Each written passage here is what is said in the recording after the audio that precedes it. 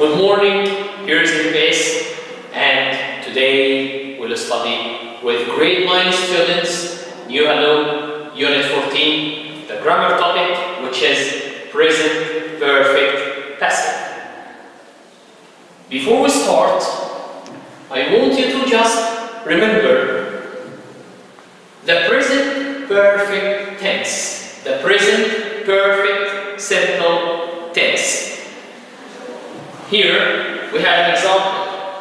The girl has washed the dishes. The girl has washed the dishes. So here, as you can find, that actions happen in the past, but we don't say exactly when. We use the present perfect to express actions happen in the past, but we don't say exactly when.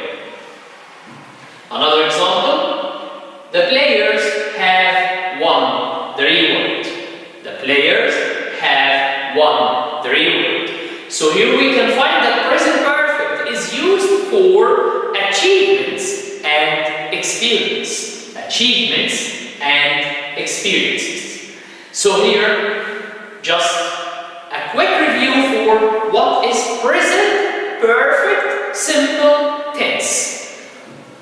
As you can see, here is the form, subject, and we use have or has, and the past participle form of the verb. Subject, have or has, and the past participle form of the verb. So this is the present perfect simple tense. And now, look at these sentences. Look at these sentences. The girl has washed the dishes. The girl has washed the dishes. So here, as you can find, according to the form, as we have just revised it short time ago, the girl has washed the dishes. So we can find that this sentence is present perfect. Present perfect. And here, you can see the subject, the verb, and the object. Subject, verb, and object. So here, what kind of this sentence? It's an active sentence. Active sentence. If you ask yourself some few questions like, who did the action here in the sentence? Is it mentioned? Yes, it's already mentioned. Who has washed the dishes? The girl has washed the dishes. Very good. What has the girl washed? The girl has washed the dishes. So here we can find the dishes is an object. So here in this sentence, we start the sentence using the subject. We start the sentence using the subject. And then the verb, and then the object. It's the regular sentence that we use to write, we use to say, and this kind of sentence is an active sentence. An active sentence. Look at this one. The dishes have been washed. The dishes have been washed. So here, what kind of this sentence? Did I start using the subject? Who has washed the dishes? Who has washed the dishes? About this sentence, can you see the subject here? Can you see someone who did the action? No, I cannot see. So we call this one passive. And this is the form of the passive. We use the object. We start the sentence using the object. We start the sentence using the object. Then we use the verb. And this is the form of the verb. Have been and the past participle form. Have been and the past participle form. I can say like this. The dishes have been washed by the girl. The dishes have been washed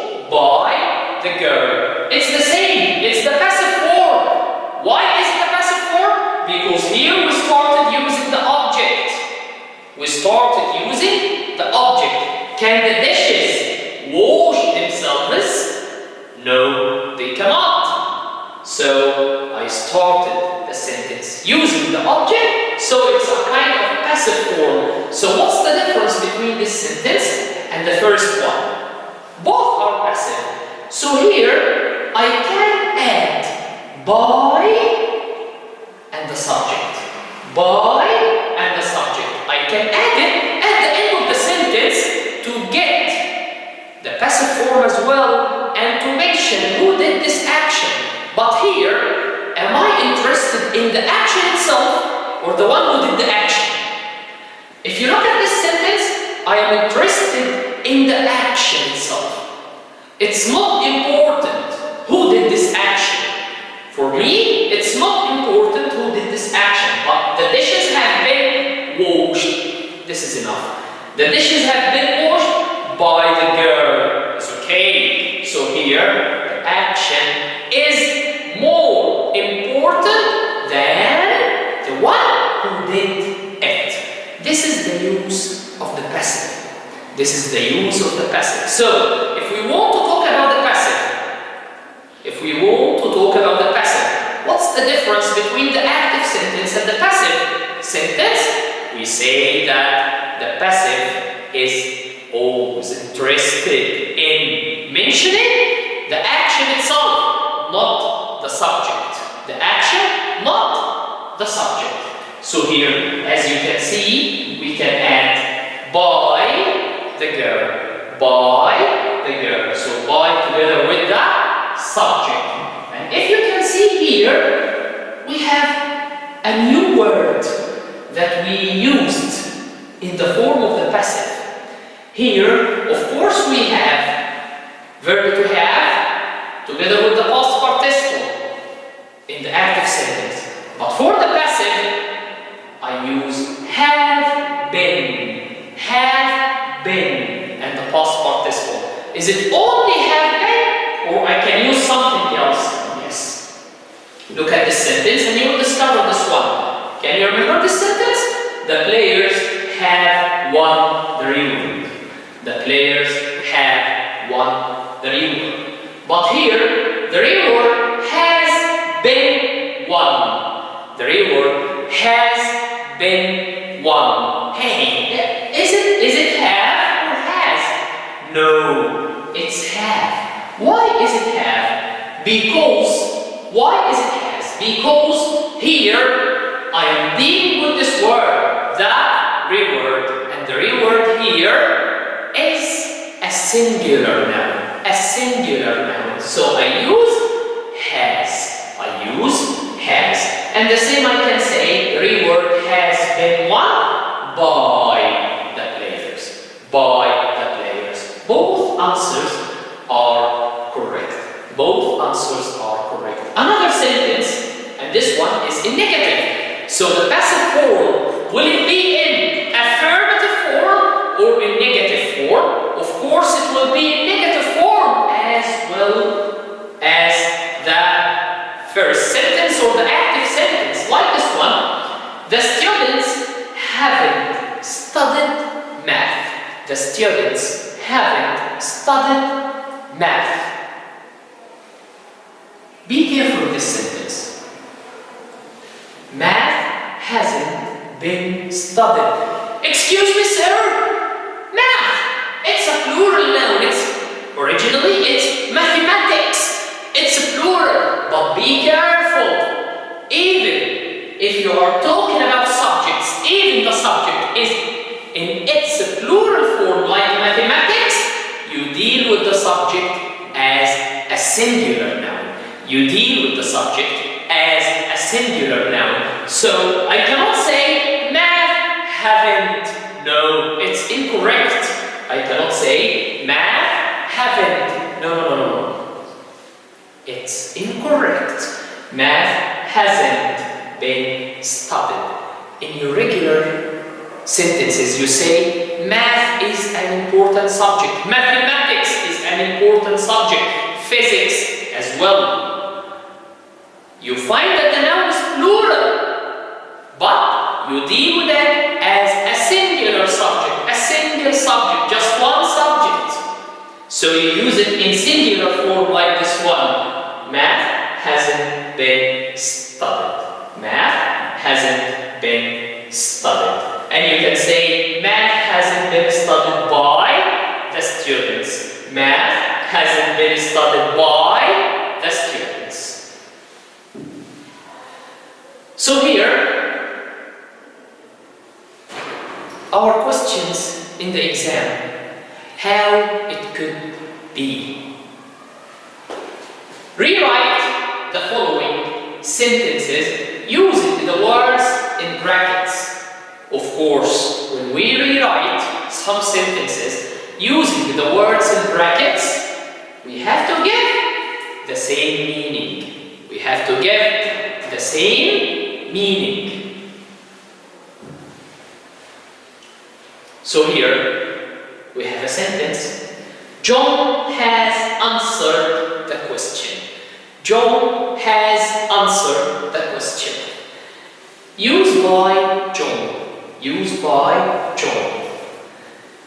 Very easy. By John. So he wants me to change the form of the sentence from active sentence and change it to be passive sentence. Passive sentence or passive form, because here John is the subject. And we use by subject at the end of the sentence. If you can remember, at the end of the sentence, just to say that this sentence in passive form. So here, how can I answer this one? Look at the sentence carefully. What has John answered? Ask yourself this question. What has John answered? John answered the question. So, what is the object in this sentence? It's the question. The question. So, the question is the object. So, I will use this word to start my sentence. The question. Okay. For present perfect and for present perfect passive, the question, is it singular noun or plural noun? Singular or plural? It's singular. It's singular noun. So here, what will go with this word, the question? Has or have? Has. Has or have? Has. And what is, my friend, here? What is the word that I always use in passive of the present perfect form? The word been. The word been. So here, has been answered by John. The question has been answered by John. So here, this is the answer. The question has been answered by John. Another sentence. The farmer has harvested the crops. The farmer has harvested the crops. So here, harvested means collected the crops. Very good. And then, another way to ask me to change the sentence from active to passive. He writes like this, the crops, space. So it means I have to start with this word, the crops. How can I know that I have to start with this word? Because here, the, if you can see, written in capital letter, it means that this will be the first word in my sentence, crops, and then space. So it means that I want to use this one at the beginning of the sentence, and then I complete the sentence. So here, look at the sentence carefully. The crops. I will use the crops at the beginning. So here, is it the subject or the object? Yes, it's the object. Very good. The crops have. Oh, can I use has? No, don't use has. Why? because here the crops is plural noun. And I use have with plural nouns. I use have with plural nouns. So here the crops have been harvested by the farmer. Is it always used by the farmer? No. You can say the crops have been harvested and stop your sentence, finish your sentence. Is it the correct answer? Yes, it's a correct answer. Another sentence and another way.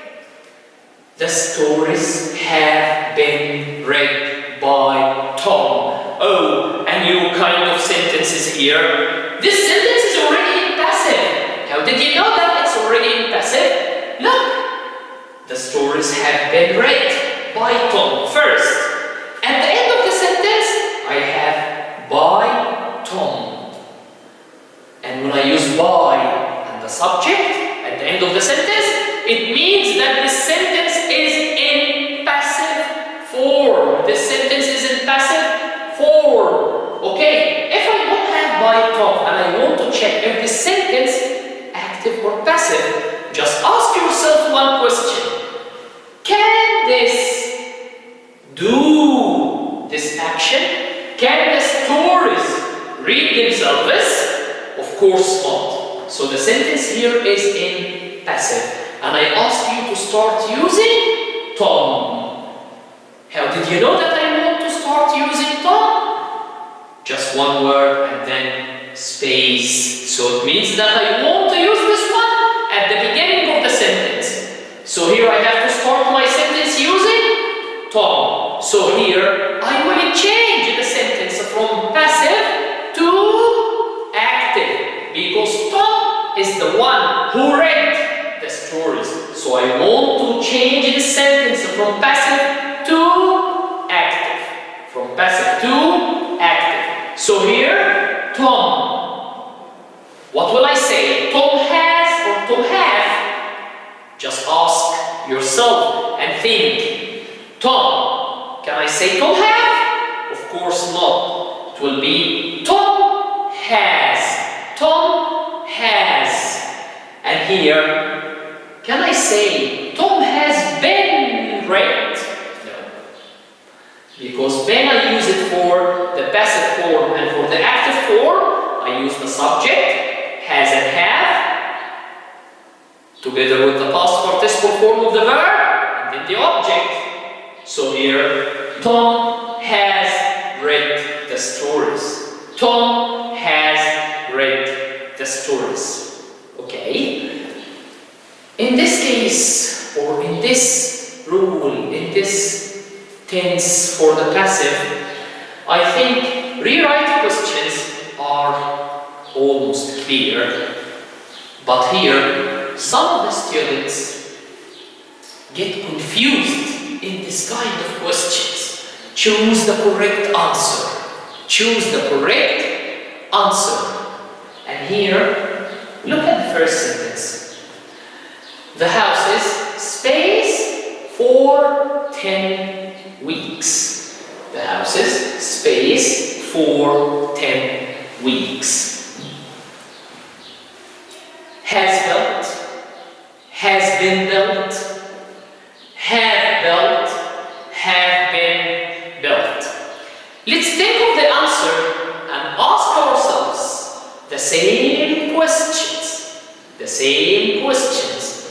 So here, the houses, and what's the verb? Build. Can the houses build themselves? No.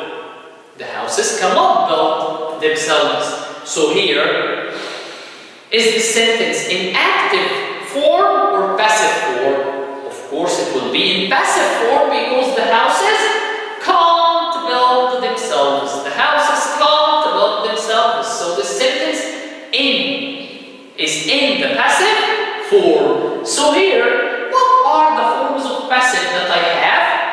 Has been built, have been built. But which was the correct answer? Look at the object, the houses. Is it singular or plural?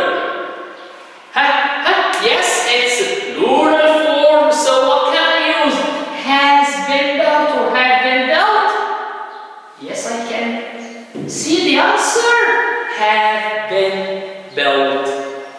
the correct answer.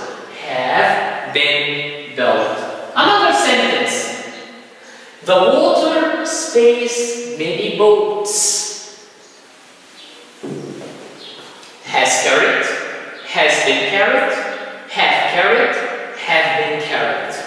I want you to check carefully this sentence. The water space many boats. Some of the students can say that, look at the beginning of the sentence. Look at the first word. If the first word is something, so the sentence is passive. And if the first word is someone, so the sentence is active. But here, I don't want you to do this, because sometimes the subject can be something and the object can be someone. Like this one. Here, what's the first word? The water. Is it someone? No. It's something. It's not someone. So is it passive or active? Ask yourself the same question. Here is the verb, carried. Can the water carry the boats? Yes, the water can carry the boats. So my sentence here, is it active or passive? It's active, because the water here can do the verb, which is carry. This is my verb. So the water, is it has carried or has been carried? I have to use the active form here for the present perfect. So it will be the water has carried. The water has carried many boats. Another sentence. The student spaced by his teacher, and here we have 4 choices. Has chosen, has been chosen, have chosen, have been chosen. Sir, I will cross have been chosen and have chosen because the student is a singular noun and I cannot use have with a singular noun. Very good. But here, the student is someone, so he can do the verb, but look at the action. He can do the action, look at the action. Can the student choose himself or the teacher choose him? No, the teacher chose him. So here, is the student a subject or an object? The student is an object because someone else chose him and that one was his teacher. So, can I say the student has it chosen by his teacher or the student has been chosen by his teacher?